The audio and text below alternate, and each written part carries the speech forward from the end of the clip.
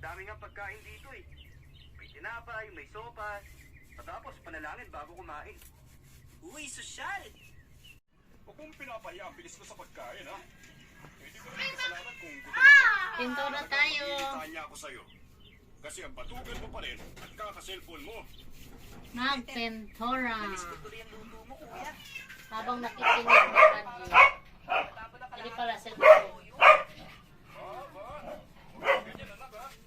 Masarap tayo magluto ng manok ang kuya mo. Oo nga. Ikaw talaga, Joey. Judgmental mo, no? Ikaw nga yung nagsaing na hindi ko alam kung... Para naman siya magmukhang bago. Buti nga, hindi pa ako napalaya sa bahay ni tatay nun eh. Pero seryoso na. Ano bang ginagawa mo dyan sa kumbento? Tahimik? Parang ang boring naman nun, kuya. Maingay. Lalo na pag umaga. Dami pang laman, no? Sermon ng sermon si tatay. Tungkol sa mga pinagdaanan niyang mga ilo bago makapasok sa paaralan noong unang araw. Ba, totoo naman yun eh.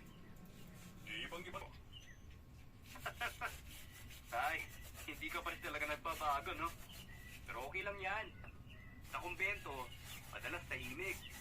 Pero marami ako natutunan kong mas maging pasensyoso. Kapwa. Paano pag may nakaaway ka dyan? Wala bang laban-laban dyan? Tayo naman, no? Kumbento po ito, hindi boxing gym, no?